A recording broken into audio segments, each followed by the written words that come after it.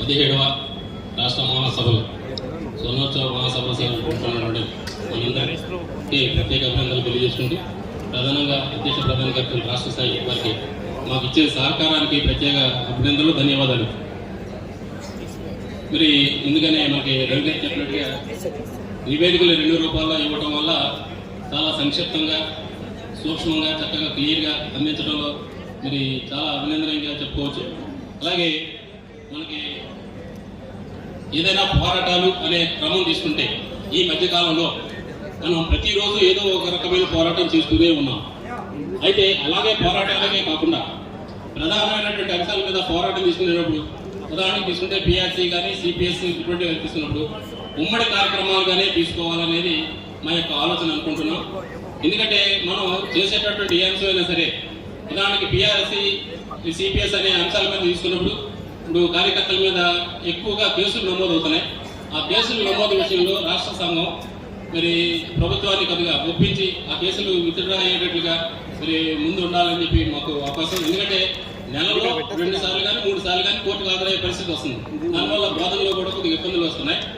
అలాగే ప్రభుత్వం ఏర్పాటు చేసేటటువంటి ప్రభుత్వ ప్రోత్సాహకాలు ఏవైతే పాఠశాలకు అందించేటటువంటి అన్నీ కూడా జిల్లా శాఖ నుంచి కింది స్థాయికి వెళ్ళేటప్పుడు మండల అధికారులు ఒత్తిడికి గురి చేసి మీరు వచ్చి తీసుకెళ్ళండి అనే క్రమంలో అటు బోధన కార్యక్రమాల్లో ఇది ఒక ప్రధానంగా కనిపిస్తుంది.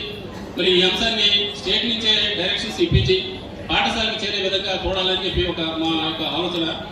అలాగే మరి యాప్లు ప్రతిసారి మనం చెప్పుకుంటూనే ఉన్నాం. యాప్ల యొక్క ప్రాబ్లం తగ్గుతుందని చెప్పి అనుకునే క్రమంలోనే పెరుగుతూ ఉన్నాయి. ఆ పెరుగుతున్న క్రమం దాని మీద కూడా ఒక దీర్ఘాలోచన చేయమని. ఇంకొక విషయం, మనకి ఏదైనా ఒక అంశం చేయాలనుకున్నప్పుడు చేస్తున్నదే కింద స్థాయికి, జిల్లా స్థాయికి, మండల స్థాయికి మనకి మంచి డైరెక్షన్స్ రాష్ట్ర అధ్యక్ష కార్యదర్శులు ఇస్తున్నారు. అది 100% మా జిల్లా కోర్ కమిటీగా కానీ జిల్లా కౌన్సిల్ మనం ఏర్పాటు చేసుకొని మీటింగ్ ఏర్పాటు చేసుకొని మేము అమలు చేయడంలో కృతకృత్యం అయ్యామని చెప్పి అధ్యక్ష కార్యదర్శులు మరి నివేదిక చెప్పేటప్పుడు తెలియపరిచారు. వారికి మరి మా కమిటీ నుంచి అభినందనలు తెలియజేసుకుంటున్నాం. ప్రధానంగా ఎమ్మెల్సీ ఎన్నికల విషయంలో అంటే ఎలక్షన్ జరిగిన తర్వాత ముందు జరుపుకుంటే చేసుకోకుండా మీరు జరుపుకుంటే భవిష్యత్తులో మంచి ప్రతిఫలాన్ని ఆశిస్తుంది మీ జిల్లా అని చెప్పిన దాని మీద డేట్ ఎక్కడ కూడా ఎక్స్టెండ్ చేసుకోకుండా మేము వెంటనే ఎలక్షన్ పెట్టుకుంటాం. ఆ మరుసటి అన్ని ఈ క్యాంపెయిన్ విషయంలో వెళ్ళటం, స్వర్ణోత్సవ ప్రారంభ సభ ఎలాగైతే జరుపుకున్నామో ముగింపు సమావేశానికి కూడా మీరు ఎమ్మెల్సీ గారి సహకారంతో గెలిపించుకున్నటువంటి ఎమ్మెల్సీ సహాయంతో ప్రతి మండలానికి జిల్లా కమిటీగా వెళ్ళి ఆహ్వానం పలకడం, ఆహ్వానం పలికే క్రమంలోనే మనకి ఎక్కువగా రావడం.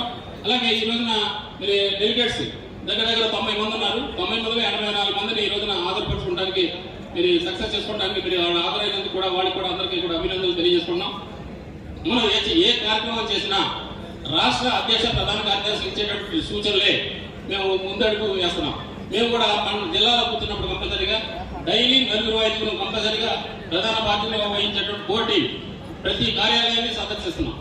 కారణం ఏంటంటే సమిష్టిగా ఏ కార్యక్రమం చేసినా 100% సక్సెస్ ఉంటుందన్న ఆలోచనతోనే మేము ఆ ప్రయాణం చేస్తున్నాం. భవిష్యత్తులో కూడా ఏ కార్యక్రమానికైనా సరే, ఏ పిలుపునిచ్చినా, ఏ పోరాటాన్ని సరే 100% సక్సెస్ చేస్తామని చెప్పి సభాముఖంగా తెలియజేసుకుంటూ నాకు ఈ అవకాశం ఇచ్చిన అధ్యక్షుల వారికి ధన్యవాదాలు.